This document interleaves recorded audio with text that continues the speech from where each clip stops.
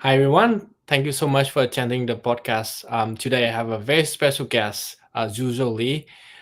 He joined Abnormal Security as early on, and I had the honor to work with Zhou back when I was at Abnormal Security. So maybe we can start a little bit, Zhou, like tell us about your journey and how did you become a founding engineer at Abnormal Security. Yeah, yeah. Thank you for having me here today, James. I spent a lot of time back in undergrad at Duke, helping the university develop its technology program there by involving myself a lot in the technology organizations, organizing huge hackathons there, and helping create a lot of the technology organizations on campus. And through after that, I ended up working at. I knew when I was on campus that I wanted to be involved in the startup game. So my friends and I, while in college, actually started a company together, and then we eventually sold it off. It was a really unique type of opportunity. We figured out that it was probably the first B2B SaaS company I was part of. And when we did it, I didn't even know it was called B2B SaaS. We just followed four college students that saw a tool out there that was like delivering satellite imagery to farmers, and we thought, hey, this is probably updated technology. Now we can create a better way and faster way to deliver satellite imagery to customers and do some analysis of the images. So we built some janky front end tool, and it became pretty useful to some farmers. And eventually, the company got sold, and we were very, very, very, very lucky. But even at the time, we didn't really know there was a B2B SaaS company. We were like four students. We built something that beats. That was a tool that people used, and it was and through that journey, it I guess when you're young, you kind of feel like anything is really possible. Yeah. And there's this sense of like, oh wow, I can do anything. And certainly as life goes on, sometimes it bogs you down that we don't feel that way anymore. But I think that's what's like special about the Valley. I think a lot of people in the Valley still have that. But regardless of that, I went to Twitter after, and Twitter was a transformational time for me. I was like had graduated from college. I worked at Twitter because the startup I was hoping to join actually got acquired. It was Teleport, and I liked the people a lot. And this is one of the interesting parts where I was choosing between several like pretty good startups out of college, including joining Twitter as part of Teleport. And I made the explicit choice of not joining some of these companies because I felt that I really felt an affinity of people with Teleport, and Mm. people was always most important to me. I was like making the choice between Airbnb in 2016, which was I think turned out to be a really good choice for a lot of people who ended up going there. But I ended up and there were several other companies that were similar, and very fortunate to be at a time when there were like a lot of innovation coming out in the Valley too. But I explicitly chose to go to Twitter largely because I liked the people that I was working with. And Mm. when I ended up there, I still worked with the same set of people. I liked it, but it was definitely like a much larger company than I expected. It was my first job out of college, and it was clear to me within like 1.5 years I wanted something new, something where I felt like more significant at.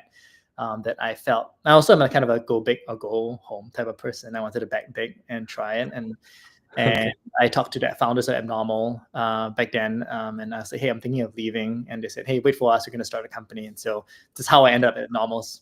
And the choice of it was so interesting because when you're choosing to join a startup, I always tell people I think you're kind of betting your life a bit on it too. Um, and I was very fortunate to be pretty young. I was like 27 when that happened, which meant I had no dependents. I didn't have anyone that I needed to care for. I didn't have a mortgage. So from that perspective, it was not like the most important choice because startups, well, wages from a cash perspective often doesn't match up with like what you would be working in a bigger tech company. But I looked at the problem space, and so on one hand, I didn't like compensation mattered less from a liquid point of view, and then I looked at the problem space that Abnormal was looking at. Um, Firstly, I like unsexy businesses. I feel like there's a lot of money to be made in unsexy businesses, in probably more than the sexy ones. And then the second one is that I definitely think that looking at the amount of validation that Evan and Sanjay, who are the founders, had done on the market of email security back then, it's really interesting. I think it made me feel like confident that the founders had done the work to validate the problem. Because the most important part about joining a startup, I think, is making sure that your hypothesis is right, and that's the bet you're making. You're betting that the hypothesis is right and that your solution to the hypothesis is right. And they had an interesting hypothesis and an interesting problem space. And there were a lot of reasons, which we can talk about later if you want to, Mm. like why I thought that was right. And as a result, it was I joined it, and it's been a wild journey since then. Definitely something I did not expect, and I'm still here. I just finished my 7th year here. Wow, 7 years. Yeah, yeah. Wow, that's a long time. Like what you said, you betting your life a little bit there. Actually, a lot. This is probably the longest place that you ever stay, right? Like company or school or things. This is probably the longest place. Yeah, I've been abnormal for like more than 60 to 70% of the time I've spent in the US. And Yeah, and it sounds like it's gonna go more, but so that's good. I think from a perspective of like what drew you to join early stage startup. So it sound like number one is the people, right? You have affinity with the people, right? You know them from Tower Park and then Twitter and then now like abnormal. So you've been working with the same set of people. And then the second thing is so like for you it's about the hypothesis, and you feel that unsexy business, especially like email security.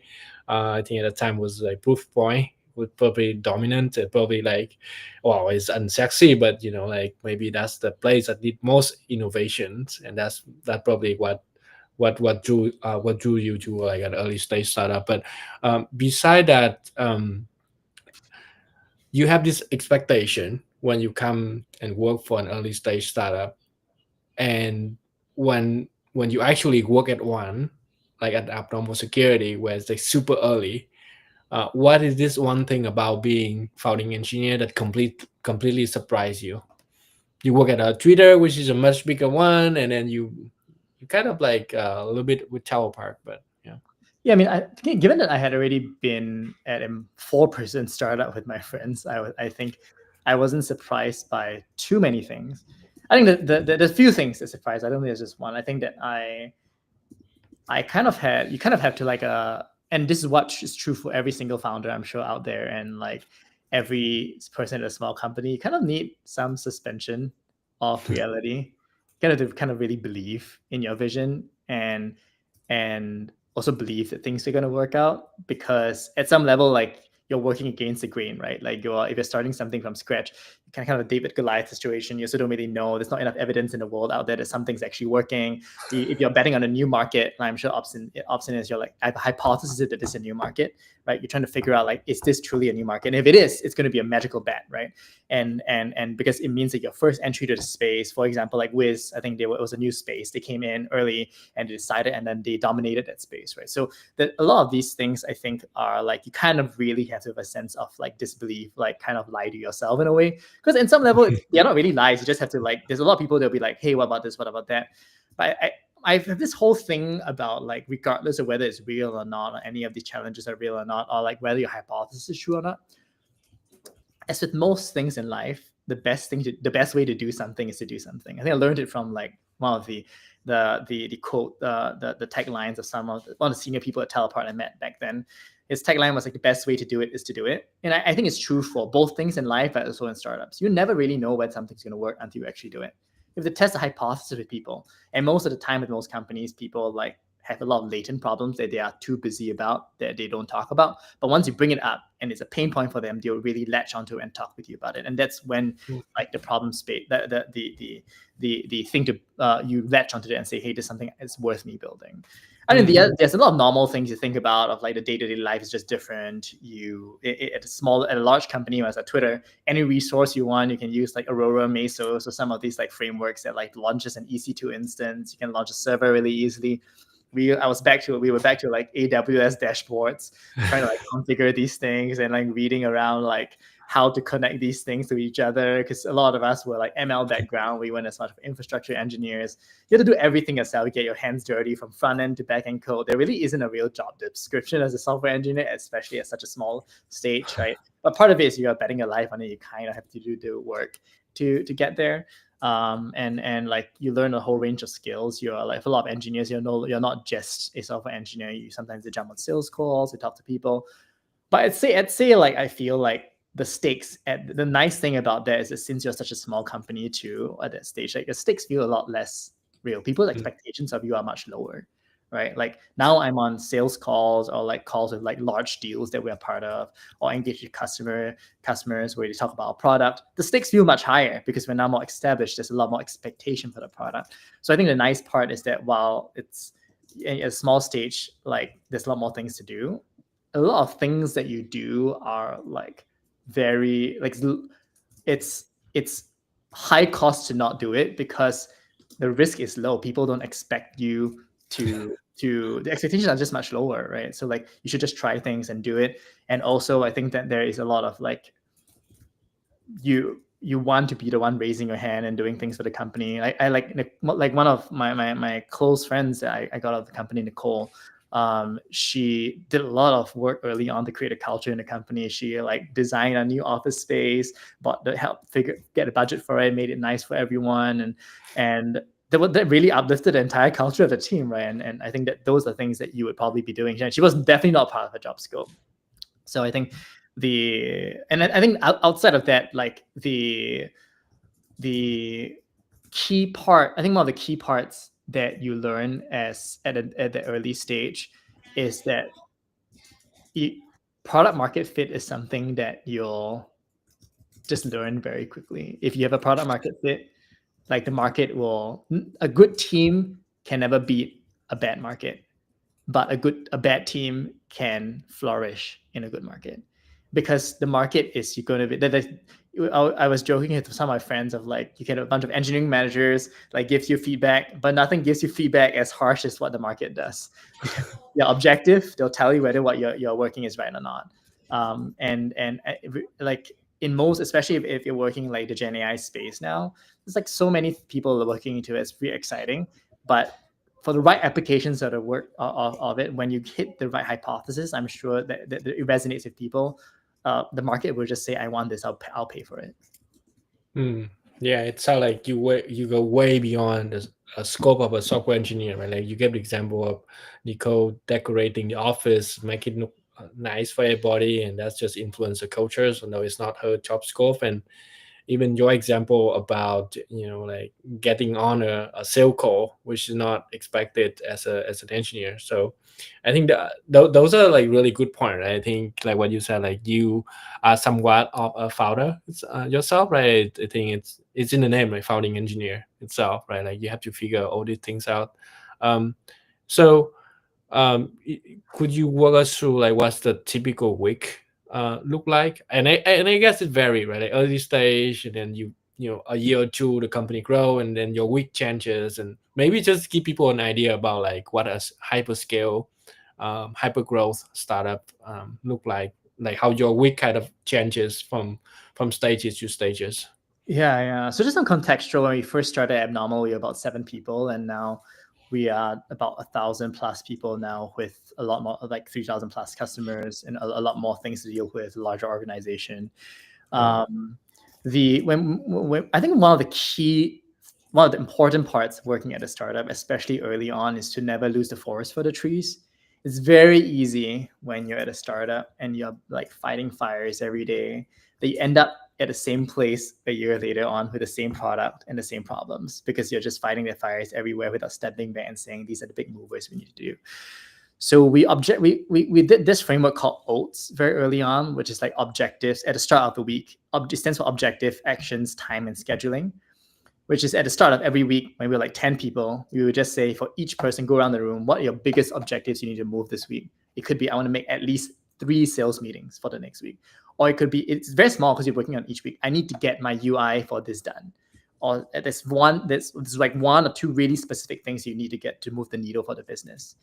And then you figure out the actions needed for that, the time needed for that, and you schedule that into your schedule. And I think that was really helpful because once you start having places like hotspots come out through the week, and like you have escalations that come up or things that you need to deal with, then you might end up in a place where you don't make time for the main objective for the week, and then you end up losing your entire week. And the key thing that as a startup you have that big companies don't have is speed.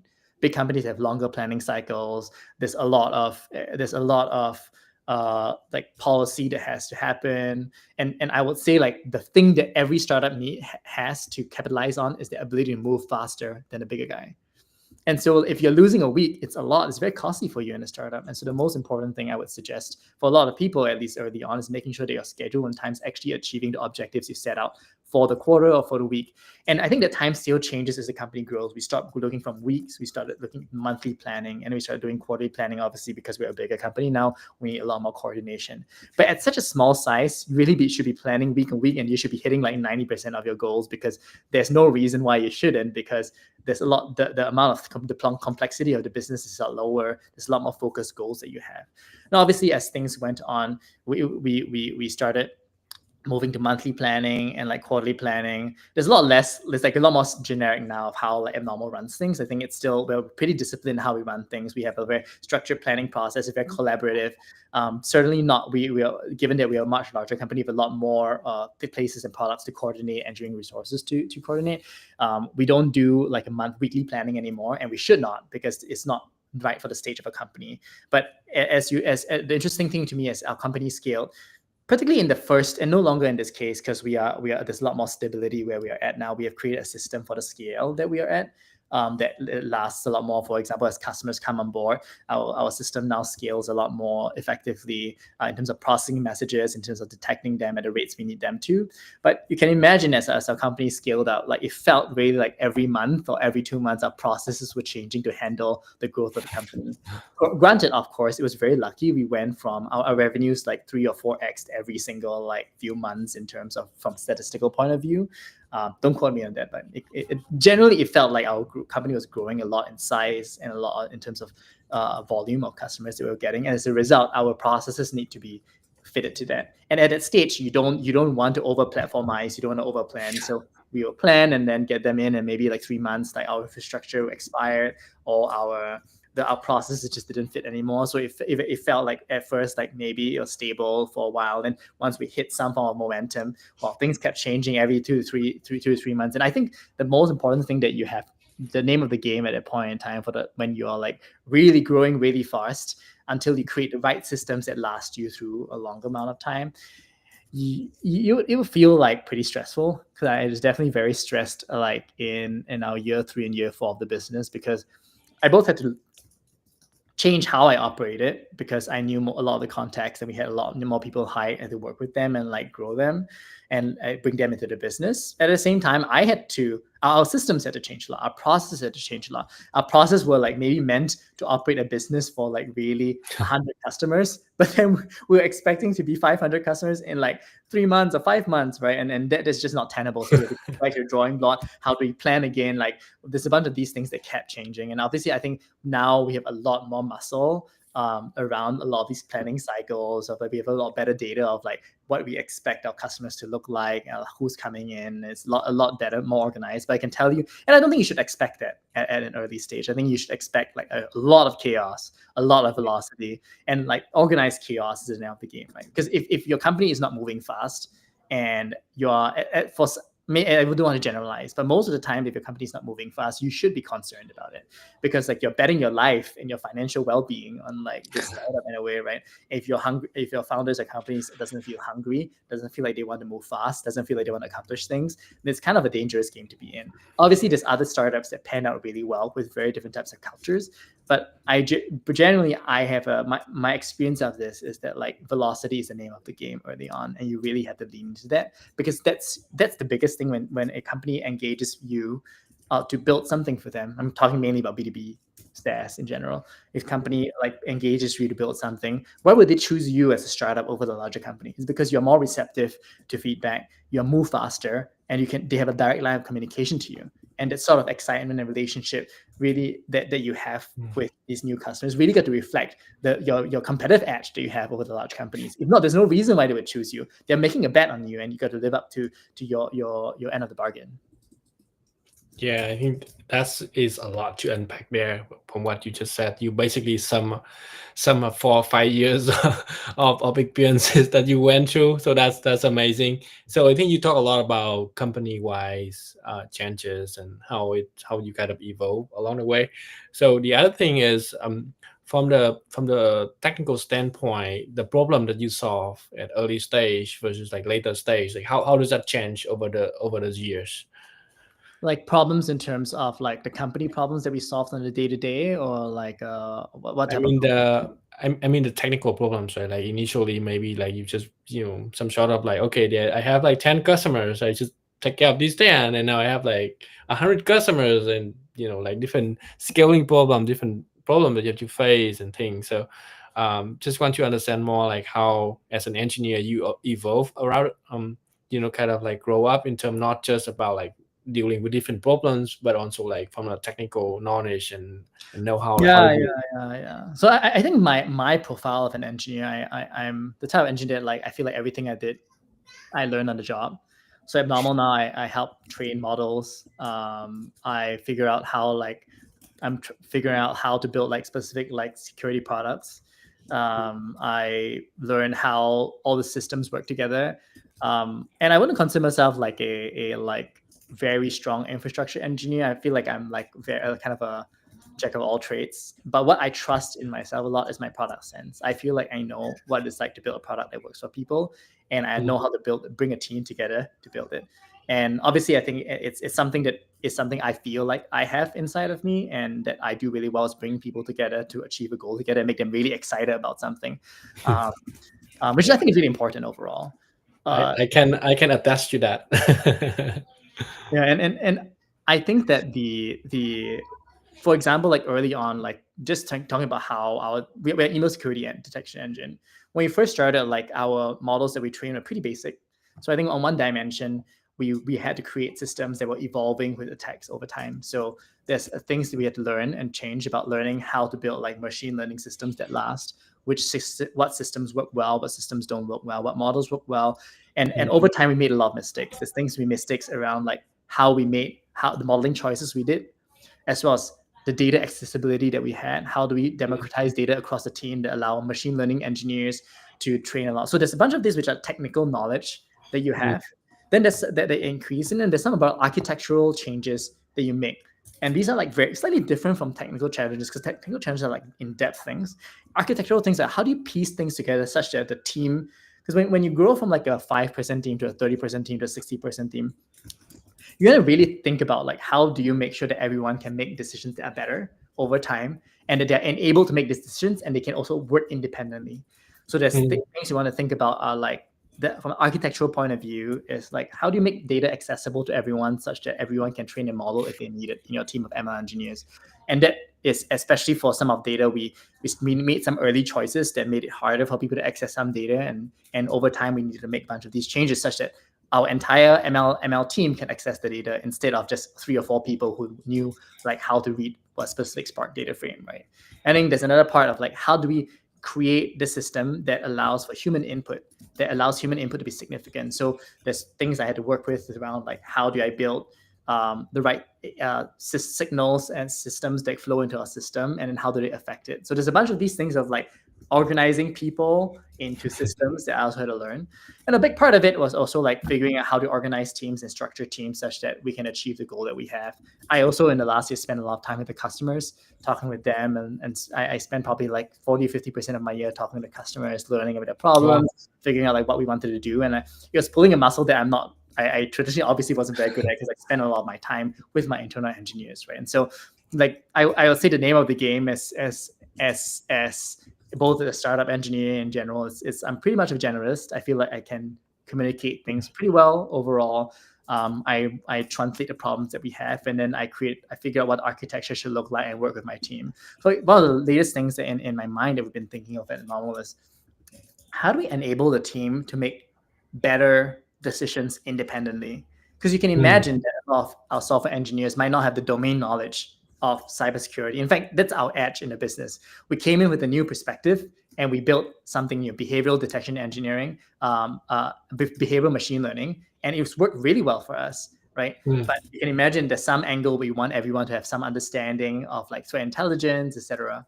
So what we've been doing a lot is creating a bunch of cloud projects and organizing like separate cloud projects where we pre-populate internal context around what's our business strategy, what do we think about Mm. the company, what's our overall FY26 strategy for our org, and then what are specific project level like documents that we can feed.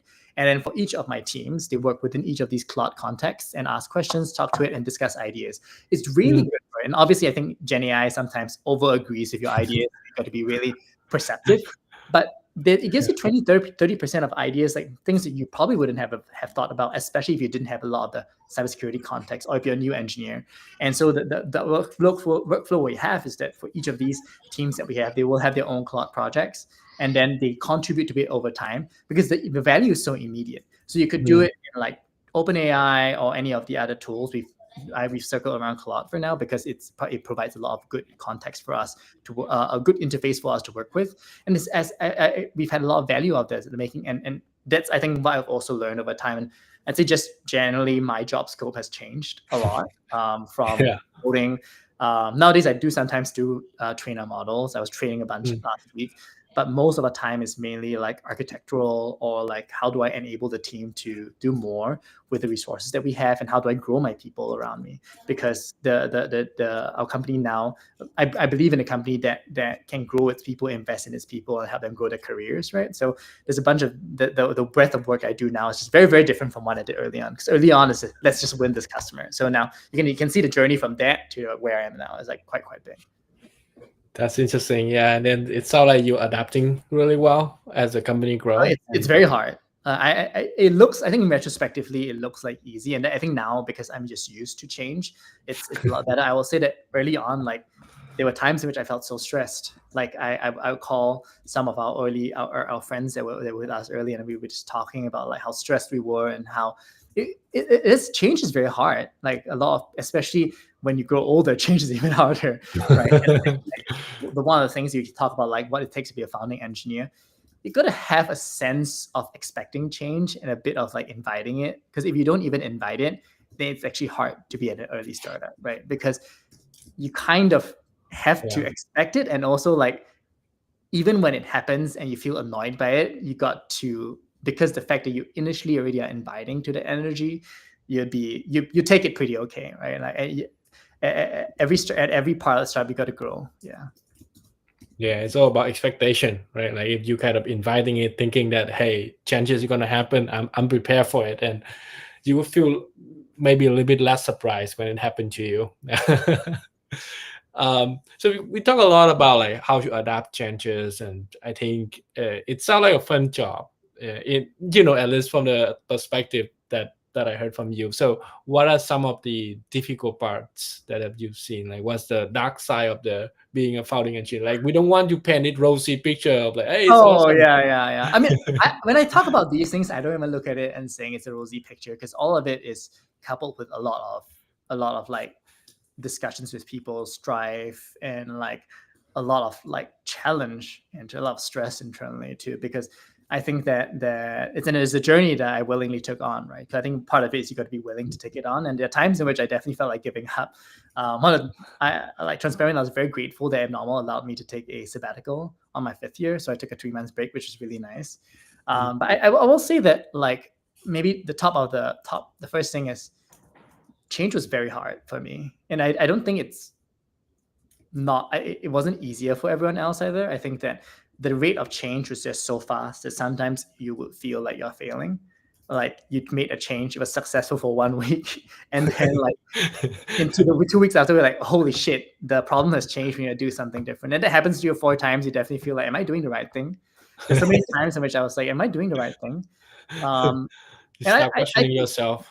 Yeah, and I'm sure, James, as a founder, like you ask that yourself all the time. I talk to all my founder friends for like the first like 2 years of their business, and even a 3 or 4 year in when the business is more stable, they ask that to them all themselves. Successful or less successful ones, they all ask the same questions of, am I doing the right thing? And like this, you go from a sense of swing from like, I'm doing the best in the world to like, oh wow, I'm failing so badly. Within a matter of like the same week, you feel the same feeling. So I think there's a lot of like general anxiety that comes with both the change and worry about the business that happens, right? And the second one is just like, there are a lot of times I wish I had ChatGPT back then. There's a lot of things that I had to figure out on my own through a lot of extensive Googling, that if you just asked ChatGPT or any of the generic tools, they would have given you the answer now, right? Yeah. Like, because like now, if back then we had to do a lot of software engineering, which we didn't know how to do, and now the flow and looking for like question and answer on Stack Overflow and figuring things out. Exactly. And like now we have something that just generates the perfect answer for you for like very simple questions, right? That should have been simple back then. I mean, early on too, I'd say like I grew close with some of my colleagues, and over time, they left the business either because the business had outgrown them, or they had outgrown the business. And those goodbyes were not easy for me. I care a lot about the people I work with, and I connect a lot with them. I'm still friends with a lot of them, right? And so that stage, it definitely felt like kind of painful, because when you're such a small company, like when you even like 30, 40 people, every person matters so much, right? Like, and so I think that was also hard.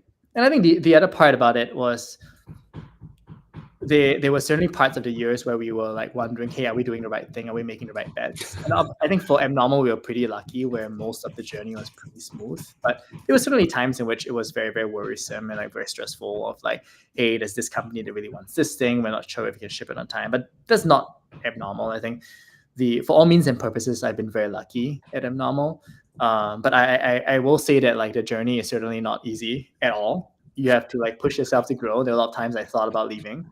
And part of it is I was very grateful for the people I met along the way, like Dimitri, who was my first manager here for a long time, and he supported me through a lot. There were many times we stayed up till like 11 or 12 p.m. trying to figure out a problem together. Never really felt that my manager would just throw me into the darkness and say, figure it out. We would be there together. I think the most crucial thing about leading is like modeling the way, like especially at a startup, right? If someone is staying late, you got to stay late with them. Like they're doing the work in the company, you got to be with them in the trenches. That's the way you build like the sense of loyalty to each other, right? And also like my manager for me now, Angela, she's doing a great job, and also I feel a lot of partnership with her, and I think I've been very fortunate for the people I've worked with here, and the other part is I've been really lucky that I've been able to bring a lot of friends along the journey. I'm Singaporean, and we now have a Singapore office, and which is pretty surreal to me. And we also managed to bring a lot of people from Duke, which I went to college to, over through that connection. Yeah, so like they see a good hire from Duke, and it's like, oh, bring more people from Duke, and maybe open an office in Singapore because we got a good Singaporean in the team. So okay, I think that's good. So for the folks who consider joining a startup, like what do you think are the traits, or what do you think that basically what's the typical profile? Like if someone wants to join, like how would you evaluate if they can be a good fit for a startup, or they should be better off sticking with like a big company? I mean, I think it really depends on how early your startup is joining. I think that like if you're joining at a very, very early stage, I will just tell you the statistics up front about like less than 1% of startups, so 0.1% of startups really, really make it. I think you should join that startup at that stage. I also think that like when you join startups, you should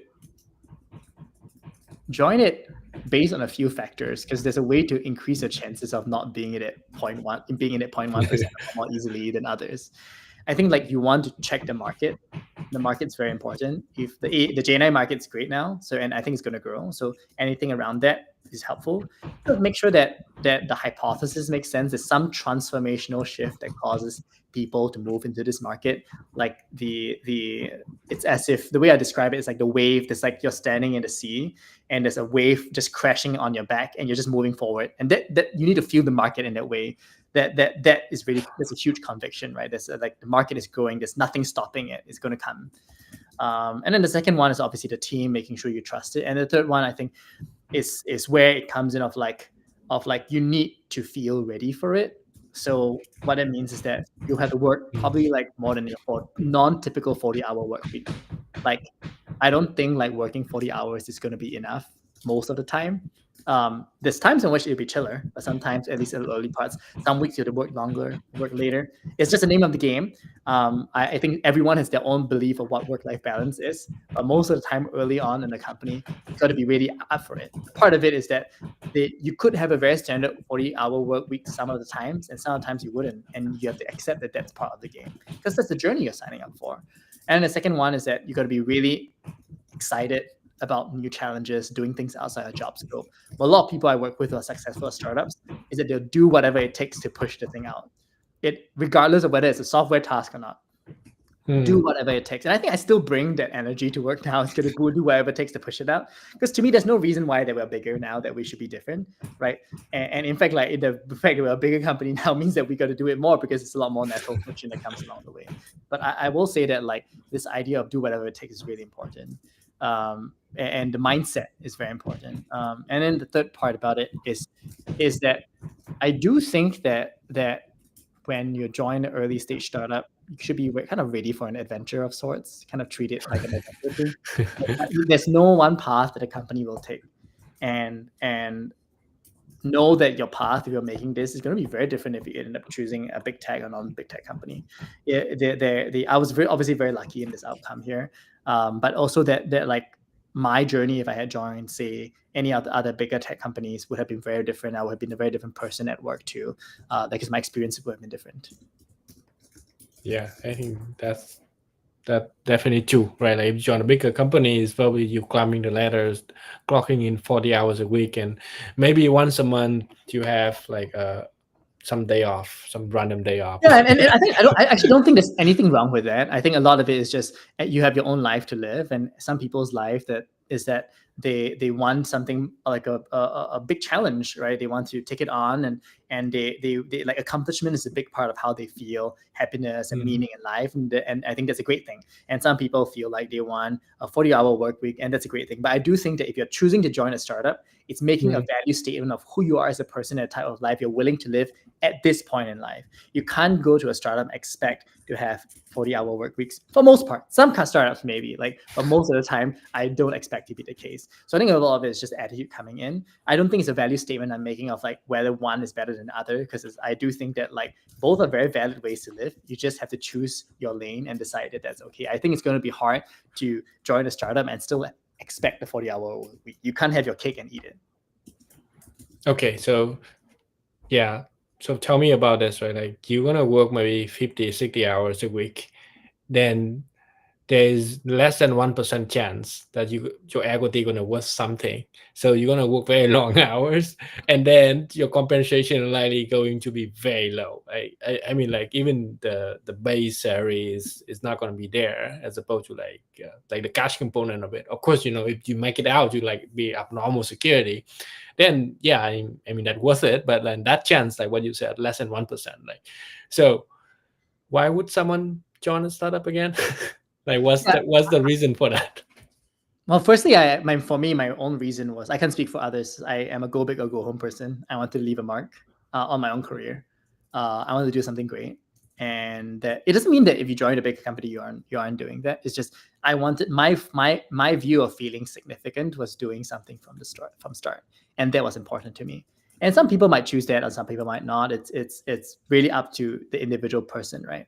And I do think too that like from a financial perspective, there is the outcomes sometimes are pretty equivalent joining a bigger tech company or like joining a smaller company. I also want to recognize that joining a big tech company, qualifications from a technical perspective are far higher sometimes, because in the startup when you're joining, you're trading off your willingness to have high ownership with like maybe technical skills that are less fit for a large scale company, because big tech company often requires like large scale capabilities that not everyone's qualified for. I've seen so many people join startups and grow with them and become really strong engineers and got out with really good stories and joined other companies that grew their career.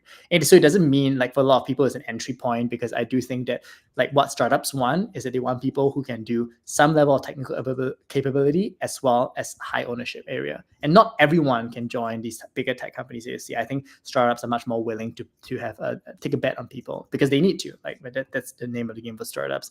And I think the third part about it is that I think that like everyone can make choices where the bet of the company you choose is smarter than the 0.1%. I actually feel that it's very easy. I feel like if you just take a look at the companies and like what the founders have done and done some research yourself, you'll be able to come to a conclusion which increases your chances significantly. Because most of the time, whether businesses are sound is kind of front, right, and center. A lot of people can just use like common sense and look at a business and say, I think this will be valuable or not. And so, and sometimes it's hard. Like there's obviously catastrophic events that happen, right? But like most of the time, I feel like based on basic research and common sense will go a long way to go that 0.1% to a much higher chance. Look at the people, the product, the market, and you'll be able to have some like, and most of the time you want to ask the founders that ask you to join, what's the validation you've done? Have you talked to your customers? See all the data, and based on that, make some conclusion yourself, right? And I think the last part is I had always had an affinity with startups. I liked small teams. I felt significant. I felt meaningful there. I felt like I wouldn't say changing the world per se, because it's a bit grandiose, but I think it's like I wanted to, in my world and in my mind, do something that was significant to me. And in that definition was joining a startup and building something from scratch with a team. Um, That's awesome. And I think you talk about like asking founders and looking at product and see if there is any red flags there. So maybe like if you could talk a little bit more on the red flags you watch for, like like you talk about different aspects, like the founder, the product, the market, and so on and so forth. Like what are the red flags that you would watch for, like for someone who want to join a startup? yeah, and I maybe I don't want to generalize too much because it might be a bunch of generalization statements, but these are things that are very personal to me. So I think it's often a red flag if I feel like the founders a lot more interested in public fame and public being recognized publicly, like going to a lot of conferences, doing a lot of marketing stuff, than actually spending time with the business. And some businesses require that, but most businesses, especially in the realm that I'm looking at in the Bay Area, not really. So I see a lot of people tweeting online about it. There's a lot of these patterns of like founders like tweeting online a lot, having a huge Twitter presence, and then at the end of the day, the business crashes. And to me, it's a lot of them are not spent. If you see a founder not spending time with their business and spending more time building their own personal brand, that's a smell to me. I would not bet on that company. I think there's another part of like, has the company spent, is the founder spending a lot of time with their customers? Do we have feedback? What does feedback look like? And reading them, being able to say what's their willingness to pay for it, being able to tell how big of a problem this is, that's really helpful. I think the other thing that I would look for is like how well the team, what's the churn rate in the team? How do people, what are the values of the business? Are they very focused on like a problem? Do they feel like focused on a problem? I come across a bit harsh here, but I feel like at a small stage of a business, my learning is that there's very little room for feelings, because that was a bit harsh. And I'm a very emotional person too. I have a lot of feelings, but in retrospect, I think at the end of the day, when you're that small, the most important thing is that the business succeeds. So I think that you want to know that your founders are relentless and that they have a lot of resilience, no matter how things got hard and no matter how things get bad. And it's not that abnormal we're ever in that bad place. But as I looked around, my friends who've started companies and things which are successful or not, there's a lot of it is their ability to extricate themselves from emotional situations and make an objective answer, even an objective decision, even if those decisions might be hard, right? And I think that is very, very important. And like founders can do that is very important. Would make a big difference. The other thing I would say is too, I think that founders, I think, absolutely dictate the culture of the team. Most companies out there, I think, regardless of whether they're founder led or not, are a reflection of the attitudes of the founder. And so I think part of it is I want to make sure that, which is why I think that I have so much focus on the founder, especially at an early age. The business really is going to be successful, very dependent on like the founder, how much time they spend on their business, their insights, the way you operate. So I key a lot on that, and then the team too. And most of the time, when you talk and spend some time with the founder, I think it's really important they're trying to sell you a vision, trying to sell you something. You, as someone that's evaluating company, kind of have to come across as they're interviewing them, kind of betting your life and time on it. it's not a light decision, right? Got to figure out what's their motivation, why they're doing it, right? And at the end of the day, make a decision yourself. Is this someone I would trust my time with? At the end of the day, like when you spend time with this company, it's a privilege for them too, in the same way it is for you. So you want to decide: are you going to give them that privilege? You're going to give them a shot at taking out a few years of your life in this company, right? And quite a big risk. I think it's you got to make a very like wise decision. Yeah, I think that sounds like a really good advice for to end. Um, and I think that your thought process and thinking around picking team, picking company, picking startup, and how your journey grow from like a 7 people company all the way to 1,000 people company like it is right now is very very insightful. Um, Thank you so much for making the time to chat with me. I appreciate that. I hope that for the audience listening to the podcast or to the webinar can understand a little bit more of the insider of being a founding engineer through different stages and what the challenges and not just the funds but also like the the difficult part that an engineer have to go through. And hopefully some of you may make decision to join a startup, but I would say that for the majority of you don't do it. So for the same reason that Zuzho said. But thank you so much for making time to join the podcast, Zuzho. All right, thanks, James.